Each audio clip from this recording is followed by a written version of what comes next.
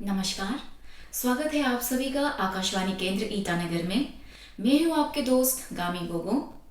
दोस्तों, हम सबको पता है कि ग्लोबल वार्मिंग की वजह से हमारी क्लाइमेट में कितना निगेटिव इम्पैक्ट होता है और इसको रोकने के लिए कई सारे इंटरनेशनल एजेंसीज यहाँ पे इनिशिएटिव्स भी लाते हैं। आज ऐसे इनिशिएटिव की बात करेंगे जिसमें भारत का सबसे बड़ा योगदान है। जी हाँ दोस्तों, सही सोचा आपने। आज हम जानेंगे मिशन लाइफ के बारे में। दोस्तों, ये मिशन लाइफ है क्या और इसका पर्पस क्या है, इसके बारे में हमें बताने के लिए, हमें जानकारी देने के लिए हमारे साथ स्टूडियो में मौजूद है doctor VK Rawat, scientist, head of office botanical survey of India Itanagar, and he also served as a researcher and scientist in northeastern Himalayan region. His specialization is fern taxonomy. Sir, thank you so much for coming. Thank you madam, thank you. Sir, तो मैं सबसे पहले चाहूंगी कि हमारे जो श्रोताओं हैं तो उनको आप बता दीजिए कि ये जो मिशन लाइफ क्या है सर। Actually madam, mission life aims to turn its vision into observable effects. जी। It is intended to motivate at least 1 billion Indians and other global citizens to perform both individual and group actions for environmental protection and conservation between 2022 to 2028. Our Honorable Prime Minister Narendra Modi ji launched Mission Life. What is the full form of Mission Life? Lifestyle for Environment, LIFE. It indicates lifestyle for environment in the presence of the United Nations Secretary General Antonio Guterres at the Statue of Unity, Ekta Nagar, Gujarat. He launched this mission life at the 2021 UN Climate Change Conference COP26. यानी this is meeting related to climate change. Honourable prime minister of India Shri Narendra Modi ji announced mission life to bring individual behaviors at the forefront of the global climate action narrative.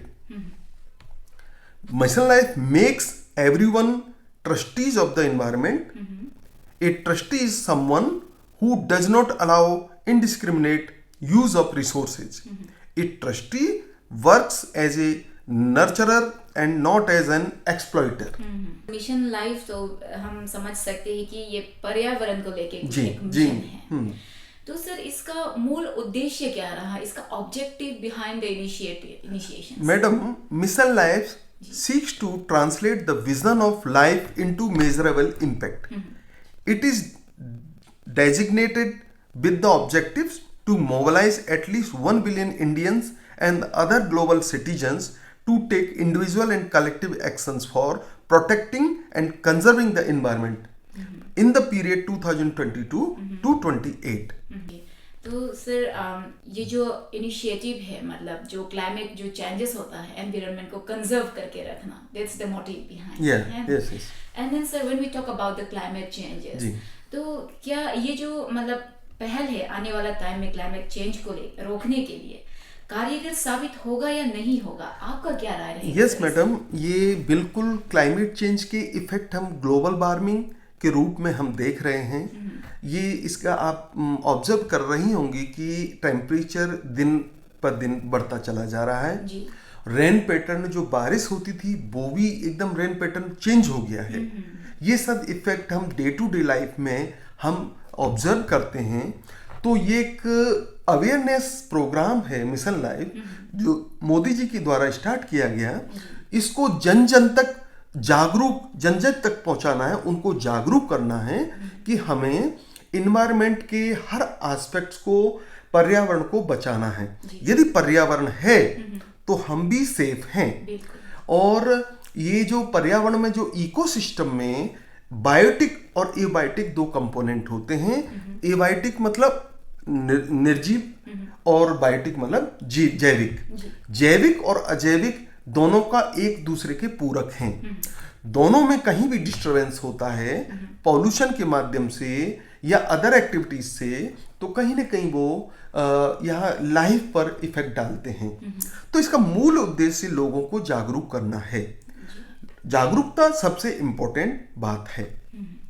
तो इसकी जो 7 categories हैं mission life में, वो energy saving, water saving, water is the important aspects of our life.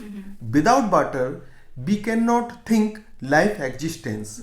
Reduced use of single-use plastic. आप देख रही हैं, हम ऑब्जर्व करते हैं डे टू डे लाइफ में प्लास्टिक बहुत ज़्यादा यूज होती है। ये प्लास्टिक हजारों साल तक जमीन में यदि पड़ी है तो गलती नहीं है, डिकम्पोज नहीं होती है और कहीं ना कहीं सॉइल की फर्टिलिटी को, सॉइल पॉल्यूशन को उत्पन्न करती है। तो ये एक एस्पेक्ट है। और sustainable food system, waste reduction, Swachhata action, adopting healthy lifestyle and e waste handling. इसको कम शब्दों में कहा जाए तो हमें अपने स्वास्थ्य का भी ध्यान रखना है, साथ साथ अपने पर्यावरण का भी ध्यान रखना है। जो ग्रीड है, जो एक हमारी स्वार्थपरता है, उससे दूर होकर के हमें पर्यावरण के प्रति जागरूक होना ही पड़ेगा। अब ये ऐसा समय आ गया है, यदि हम जागरूक नहीं होंगे तो हमारी आगे आने वाली पीढ़ियों पर इसका दुष्प्रभाव देखने को मिलेगा। जी। फिर सर, जाहिर सी बात है पर्यावरण की समस्या जो है मानवजनक अधिक कही जा सकती है। जी। क्योंकि जिस तरह से हम सब ने मिलकर पर्यावरण को बिगाड़ा है तो सुधारने की जिम्मेदारी भी हम सबका उस पर है। जी। लेकिन मिशन लाइफ अगर समझना चाहेंगे आपसे तो इसमें नया क्या है? क्योंकि पिछले 30 सालों से तमाम मंचों पर इसका मतलब चर्चा रहता है जलवायु परिवर्तन को लेके, तो इसमें नया क्या है सर? गैमी जी, मिशन लाइफ का अर्थ ऐसे अभियान से है जिससे पर्यावरण संरक्षण हो, जिसमें हर एक इंसान को अपनी जिम्मेदारी समझने की अपील की गई है। छोटे से लेकर बड़े बड़े काम को पर्यावरण को ध्यान में रखते हुए आगे बढ़ाने की अपील की गई है। हाँ, आप सही कह रही हैं कि इससे पहले बहुत सारे प्रोग्राम होते रहे हैं, बहुत सी बातें हुई, बहुत सी मीटिंग हुई, लेकिन अब एक ऐसा समय आ गया है कि जन जन को जागरूक, एक बड़े स्तर पर जागरूक करना बहुत जरूरी है। हम जानते हैं, लेकिन जागरूकता का अभाव होने की वजह से हम बार बार उस तरह की मिस्टेक करते हैं जिससे पर्यावरण को नुकसान होता है। तो ये एक मिशन एक बड़े युद्ध स्तर पर हर व्यक्ति को जागरूक करने के लिए है कि उस सबको अपनी जिम्मेदारी समझनी पड़ेगी। एक इम्पोर्टेंट मैं बात बताऊं आपको कि हमारे पास एक ही अर्थ है, एक ही पृथ्वी है। वो पृथ्वी के हम वातावरण को हम यदि ध्यान नहीं देंगे तो ये पृथ्वी का वातावरण, इसमें हर कंपोनेंट एक निश्चित मात्रा में है, वो कम या ज्यादा होगा तो इसी का नाम पॉल्यूशन है। ये प्रदूषण मानव जाति के लिए, सभी के लिए बहुत हानिकारक है। तो मूल उद्देश्य जागरूकता, एक अलग शब्दों में कहा जाए तो इको फ्रेंडली लाइफ जीना है हमको। और इको फ्रेंडली का मतलब होता है कि पर्यावरण को भी बचा के चलना है, डेवलपमेंट को भी देखना है, अपने स्वास्थ्य को भी देखना है। तो इसको हम ये डिफरेंट एस्पेक्ट से जोड़ करके किया गया।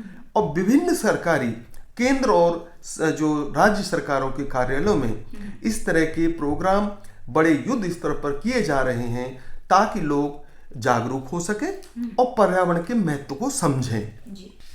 फिर सर, हमने कुछ लिस्ट ऑफ एक्शंस देखे थे वहां पे मिशन लाइफ के अंदर में, तो मैं चाहूंगी कि हमारे जो श्रोताओं हैं उनको आप थोड़ा लिस्ट ऑफ एक्शंस के ऊपर गौर दें। हाँ, लिस्ट ऑफ एक्शन मैडम, जो इसमें लाइफ स्टाइल फॉर एनवायरनमेंट, जो लाइफ फुल फॉर्म है इसका, तो इसकी लिस्ट ऑफ एक्शन हैं सब। जैसे मैंने बताया कि India lead global mass movement है, जिसमें कि इन view of mission life being launched in the 75th year of Indian independence, a comprehensive and non-exhaustive list of 75 individual life actions across 7 categories is identified such that most actions are specific and measurable, easy to practice by individuals, communities and institutions with minimal supply side dependencies,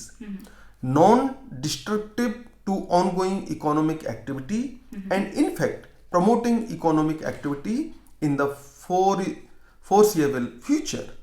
list of action की बात करें तो सबसे पहले action है energy saved. इसमें हम क्या कर सकते हैं एनर्जी बचाने के लिए?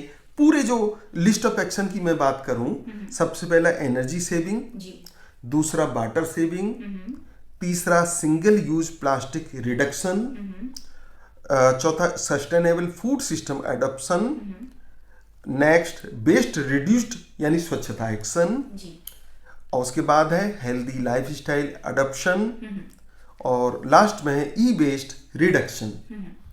तो एनर्जी सेव हमारी डे टू डे लाइफ में एनर्जी का बहुत महत्व है। एनर्जी सेविंग हम कैसे कर सकते हैं? पर्टिकुलर जो लोग हैं, आम जन हैं, वो इसको किस तरह से एनर्जी सेविंग कर सकते हैं? सबसे पहला है यूज एलईडी बल्ब्स, ट्यूबलाइट। हम जानते हैं कि एलईडी बल्ब, ट्यूबलाइट कम एनर्जी का कंजम्पशन करते हैं, एनर्जी सेविंग होती है, लाइट ज़्यादा मिलती है। दूसरा है use public transport wherever possible. हमको जो अपने जो ट्रांसपोर्ट के माध्यम हैं, जैसे बाइक है या अदर जो कार है, इनके बजाय हम पब्लिक ट्रांसपोर्ट का यूज करेंगे तो एनर्जी सेविंग होगा। तीसरा, take the stairs instead of an elevator wherever possible. हम कहीं ऑफिस में हैं, कहीं किसी जगह पर हैं, तो वहाँ पर स्टेयर्स को हम यूज करें, सीढ़ियों के माध्यम से जाएं बजाय लिफ्ट के। लिफ्ट में एनर्जी कंजप्शन होता है। यदि हम सीढ़ी से जाएंगे तो जाहिर सी बात है कि हमारा स्वास्थ्य भी अच्छा होगा।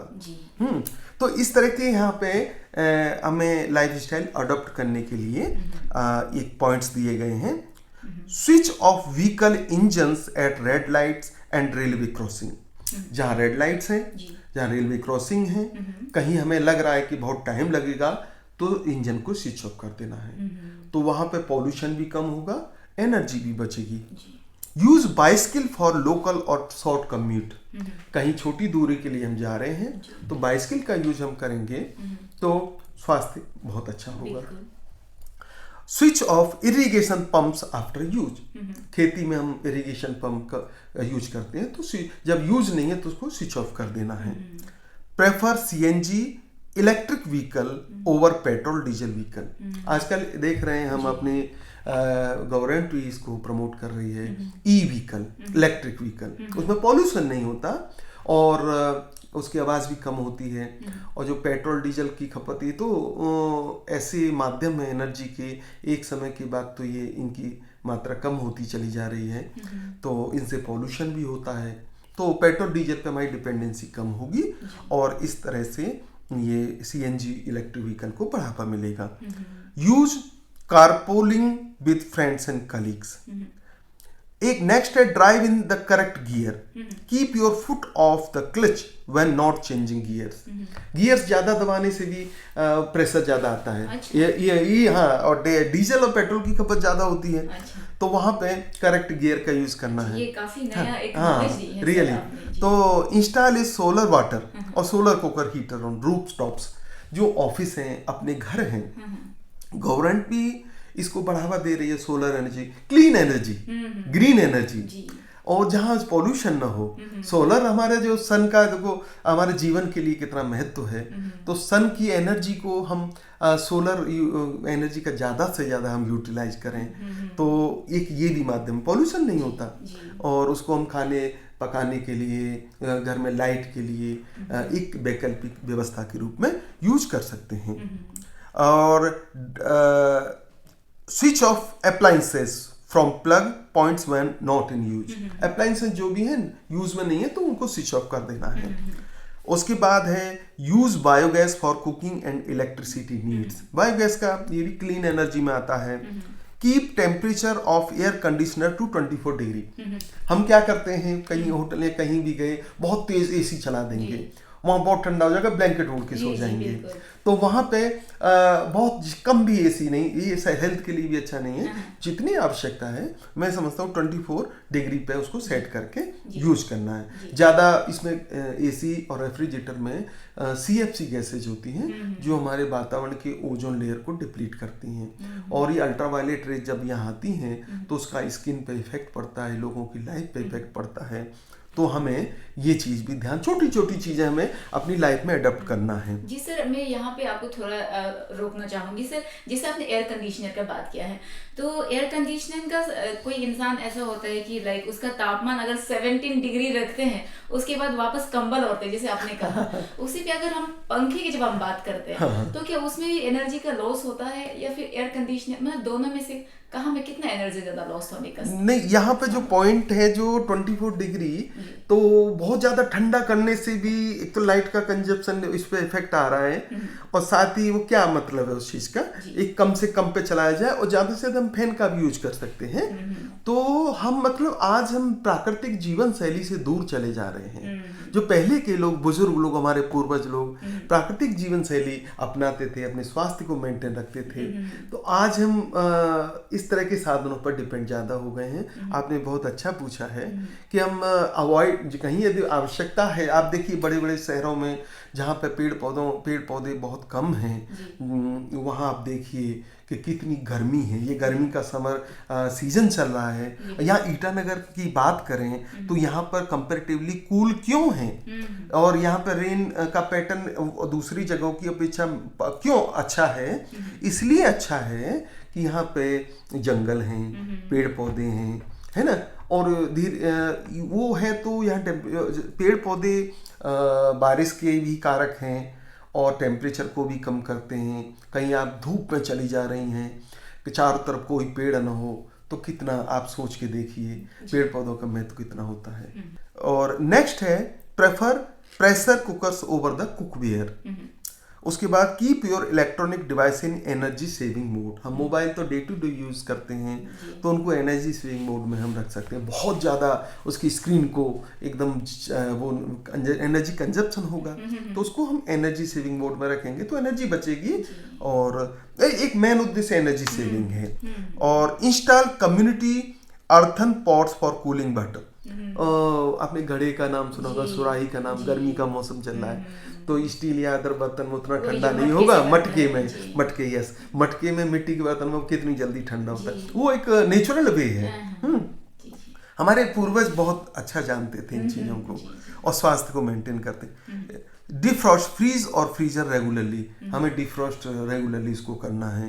और लास्ट में run outdoor instead of an treadmill. वो एनर्जी वेस्ट हो रहा है, तो हम मतलब डेली वॉक करने जाएंगे तो वो ज़्यादा अच्छा है। ये कुछ एनर्जी सेविंग के मोड थे। नेक्स्ट है वाटर सेविंग। हम सभी जानते हैं कि वाटर का हमारे जीवन में कितना महत्व है। एक दिन हमको वाटर न मिले पीने के लिए या डे टू डे एक्टिविटीज के लिए, तो हमें उसका महत्व समझ में आता है। तो वाटर की एक एक बूंद को बचाना है। आप देखिए गल्फ कंट्रीज में और या डेजर्ट में वाटर वहाँ समझ में आता है कि कितनी वैल्यू है। और जल के बिना तो जीवन ही नहीं है। तो इसके कुछ पॉइंट्स हैं, मैं बताना चाहूँगा वाटर हम कैसे सेव कर सकते हैं। मिशन लाइफ के अंतर्गत adopt cultivation of less water intensive crops like millets. आजकल इंटरनेशनल ईयर ऑफ मिलेट्स भी चल रहा है। मिलेट्स एक ऐसी फसलें हैं जिनमें कम से कम वाटर यूज होता है और ये सुपर फूड माने जाते हैं मिलेट्स। और एक पॉइंट है participate in recharge of rural water bodies through Amrit Sarovar scheme. ये अमृत सरोवर स्कीम के तहत पहले गांव बस्ती में तालाब होते थे, वो वाटर वहाँ पे इकट्ठा होता था तो लोग यूज करते थे, उससे वाटर लेवल भी अच्छा होता था। तो उनको रिजुविनेट करना है हमको। Practice crop diversification, move from rice and wheat cultivation to pulse and oil seed cropping systems. हमको जो ऐसी फसलें हैं जिनमें पानी की खपत ज़्यादा होती है, उनकी बजाय हम ऐसी क्रॉप डाइवर्सिफिकेट डिफरेंट टाइप की फसलों को उगाएंगे तो पानी की मात्रा कम होगी और वो सॉइल का फर्टिलिटी भी बनी रहती है। और use efficient water saving technology like micro irrigation, bunding, farm ponds, zero tillage, direct seeded rice, alternative wetting and drying and others. कुछ पॉइंट्स ऐसे हैं। माइक्रो इरिगेशन, स्प्रिंकलर्स के कम पानी में ही बहुत सारे पेड़ पौधों को पानी मिलता है। एक पॉइंट ये है कि क्रिएट रेन वाटर हार्वेस्टिंग, ये बहुत अच्छा पॉइंट है मैडम। जैसे पानी बारिश होती है और पानी बह जाता है, वो पानी बह जाता वो तो बेस्ट चला गया। तो हमें उस वाटर हार्वेस्टिंग, अब इस तरह का एक हर घर में हमें पर्सनली भी ध्यान देना होगा कि पानी को वाटर हार्वेस्टिंग के जितने मेथड्स हैं वो अडॉप्ट करके, ताकि वाटर लेवल अच्छा रहे और हमको साल भर। और वाटर लेवल आजकल आप जा रही हैं ग्राउंड वाटर नीचे जा रहा है, वो हमें बचाना है किसी तरह से। Use drip irrigation system created with best materials wherever possible. Reuse water from washed vegetable to water plants and other purpose. Pre-soak heavy pots and pans before washing them. Do not discard unused stored water every time there is a fresh water coming in taps. Use buckets instead of hose pipe to water plants, floors, vehicles. या एक छोटा सा point ये है कि गाड़ी को हम धोते हैं या कहीं उसको जो क्या बकेट्स और हॉज पाइप से, तो इनमें तो ज्यादा पानी खर्च होगा। बाल्टी से हम यदि उसको साफ करेंगे तो कम पानी में काम चल जाएगा। तो हमें मितव्ययी ही बनना है, जो हमारे जो नेचुरल जो कंपोनेंट है उनको बचा के चलना है। ये कुछ पॉइंट्स थे वाटर सेविंग के। जी, फिर सर आपने कुछ प्लास्टिक रिडक्शन की भी बात की। हाँ सर, तो प्लास्टिक रिडक्शन में मैं आपसे पूछना चाहूंगी कि अब हमारे मार्केट्स में देख सकते हैं, जब भी हम सब्जी खरीदने कुछ भी खरीदने जाते हैं तो plastic is our first priority. तो इसका इलाज क्या हो सकता है, इसका रिडक्शन हम कैसे मार्केट साइंस में कर सकते हैं? ये आपने बहुत अच्छी चीज पूछी आपने गमी जी। जनरली हम लोगों की एक टेंडेंसी बन गई है कि हम मार्केट जा रहे हैं और खाली हाथ जाते हैं। जब उधर से सब्जी या डे टू डे यूज की जो सामान खरीद के लाते हैं तो वो हम उधर से पॉलीथीन हम डिमांड करते हैं, वो पॉलीथीन में दे देते हैं। तो घर में जब आते हैं तो बहुत सारी पॉलीथीन इकट्ठी हो जाती हैं, बाद में वो यूज कर लेते हैं, फेंक देते हैं। तो मैं एक चीज़ बताना चाहूँगा कि प्लास्टिक को हम यदि ज़मीन में या कहीं फेंकते हैं तो उसको हजारों साल गलने में लगते हैं, तो हमारी सॉइल फर्टिलिटी को भी खराब करता है और साथ साथ प्लास्टिक हम लोगों के स्वास्थ्य के लिए बहुत हानिकारक है। तो इसके लिए सबसे बहुत बढ़िया इम्पोर्टेंट माध्यम है कि हम कभी मार्केट जाते हैं तो कपड़े का थैला या जूट का बैग लेके जाएं। ये हम सबको ये अपनाना पड़ेगा, क्योंकि आज नहीं अपनाएंगे तो इसका खामियाजा आगे आने वाली जनरेशन को होगा। हमारे पूर्वजों ने जब इतने अवेयर थे तो हम सेफ हैं, हमें अपनी आने वाली जनरेशन को सेफ रखना है और ये छोटी छोटी चीज़ें अडॉप्ट करना पड़ेगा। जी, तो हम ये मान के चल सकते हैं कि सर ये जो छोटी छोटी बातों से हम अपने पर्यावरण को बचा सकते हैं। एक पॉइंट और मैं बताना चाहूँगा कि कहीं भी जाते हैं प्लास्टिक की बोतल, पानी की जरूरत पीने के लिए प्लास्टिक की बोतल ली और पिया और फेंक दिया, तो क्यों ना हम घर से पानी का एक स्टील या कुछ बोतल इस तरह की ले जाएं कि हम उसमें पानी ले जाएं। पानी तो कहीं भी फिर अवेलेबल हो जाएगा, वहाँ भर सकते हैं। तो प्लास्टिक के बोतल का भी कम से कम यूज होगा, है ना। Reuse glass containers, packaging plastic items as storage boxes, reuse भी कर सकते हैं प्लास्टिक को। Participate in and mobilize participation for clean up drive of cities and water bodies. हमारे यहाँ ईटानगर में आप देखती हैं नदी हैं और बहुत सारे झील लेक्स हैं, वहाँ पर जब कभी घूमने जाते हैं तो हम प्लास्टिक का कम से कम, चारों तरफ देखते होंगे प्लास्टिक का ढेर लग जाता है, तो वो जरूर हमको ध्यान देना पड़ेगा, अवेयर होना पड़ेगा कि वाटर बॉडी सेफ है तो हमारा जीवन सेफ है। चारों तरफ प्लास्टिक को और क्लीननेस, हमें खुद भी अवेयर होकर के वहाँ आसपास की क्लीनिंग करना है और खुद भी वहाँ पर कभी भी प्लास्टिक को नहीं फेंकना है जहाँ तक, ताकि पॉल्यूशन कम हो, हमारी वाटर बॉडीज बची रहें। जी, तो हम आज हमारे आज के जो प्रोग्राम है उसके जो टेकअवेज हम ये मान के चल सकते हैं कि हमें लालच में आके पर्यावरण को चोट नहीं पहुंचाना चोट है। नहीं पहुंचाना है। और शरीर के साथ साथ हमें पर्यावरण की भी स्वस्थ रखना चाहिए। और हमें जब भी हम मार्केट जाते हैं तो कपड़े की थैला ले जाना चाहिए, प्लास्टिक को रिड्यूस। लास्ट का पॉइंट और है जी। Sustainable food system adoption. तो इसमें क्या कर सकते हैं कि include millets in diet through anganwadi, mid day meal and PD scheme, compost food waste at home, create kitchen garden, terrace garden at homes, schools, offices, prepare organic manure from cow dung and apply to farms. आजकल chemical का ज्यादा use हो रहा है ना, organic सब्जी आप खाओगे तो एक टेस्ट आता है, हेल्थ भी सेफ रहता है। जहां हम केमिकल का ज्यादा यूज करते हैं तो उसका नुकसान ह्यूमन लाइफ पे होता है। Prefer locally available and seasonable foods, use smaller plates for daily meals to save food wastage. हम ज्यादा फूड एक थाली में ले लेते हैं, उतना ही खाएं जितना हमें जरूरत है, नाली में ना जाए। तो हमें वो फूड को भी एक किसान कितना मेहनत से उगाता है, वहां भी वेस्ट कम करना है। तो ये कुछ पॉइंट्स थे, sustainable food system adoption, single use plastic reduction, water saving, energy saving, ये लिस्ट ऑफ एक्शन थे जी। और मिशन लाइफ का भी यही उद्देश्य है कि हम ऐसी जीवन शैली अपनाएं जो हमारी धरती के अनुकूल हो और पर्यावरण के अनुकूल हो, और यही संदेश है मिशन लाइफ जी का। जी जी जी।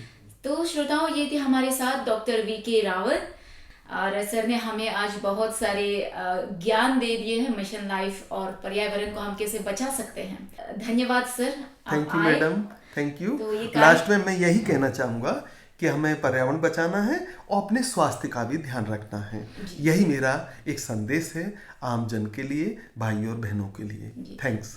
धन्यवाद सर।